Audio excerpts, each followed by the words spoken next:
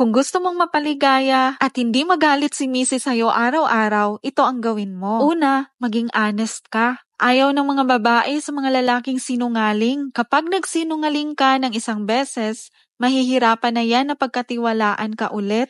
Kung nagsinungaling ka ng 1 minuto, kailangan mong umeffort ng 1 dekada o mahigit pa para maibalik ng buo ang tiwala niya. Pangalawa, maging open ka at iwasan mo ang paglilihim. Ayaw talaga ng mga babae sa mga lalaking masyadong malihim. Di bali sana kung mga pa-surprise pero yung lihim na nega, that's a no-no. Pangatlo, maging mahinahon ka palagi. Kapag nahaluan na ng physical at verbal abuse ang pagsasama nyo, wala na yung magandang bunga.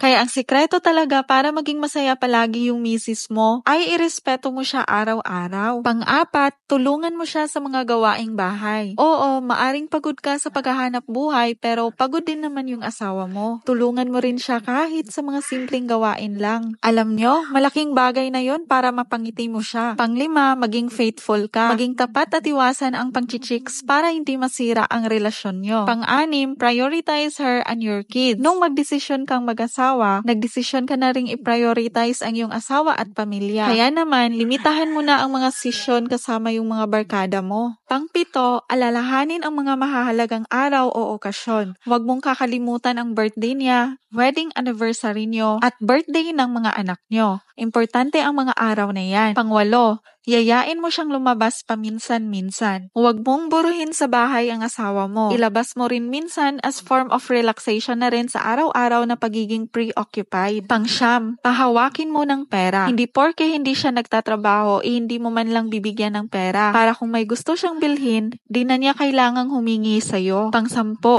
pagkatiwalaan mo ang asawa mo. Sa pera man, sa relasyon nyo, sa mga desisyon man, magtiwala ka sa kanya. Makiramdam ka. Hindi lahat ng babae ay very vocal sa nararamdaman nila. Pakiramdaman mo kung may problema ba siya. Kausapin mo at damayan siya. Umuwi ka ng maaga, hindi umaga. Kapag sinabi mong uuwi ka ng maaga, gawin mo. Hindi yung kung saan-saan ka pa lumiliko o dumidiretso. Maglaan ka ng oras sa mga anak nyo. Makipaglaro ka o makipagbanding sa mga anak nyo tuwing uuwi ka o kapag wala kang pasok. And lastly, appreciate mo siya. Ang sabi ng iba, buti ikaw nasa bahay ka lang. Yan ang madalas isumbat ng mga lalaki sa asawa nila dahil sila ang kumikita at ang asawa nila ay nasa bahay lang. Tama, nasa bahay lang sila. Pero ang mga nanay ang responsable sa lahat ng mga kailangan ninyo. Mula sa pagkain, isusuot at lalo na kapag may mga sakit kayo. Yung kahit may sakit, hindi pwedeng mag-day off. Tuloy pa rin yung trabaho nila kahit walang sahod. Hindi naman nila hinahangad na mabigyan sila ng mga material na bagay. Yung ma-appreciate nyo lang sila ay sapat na yun sa kanila.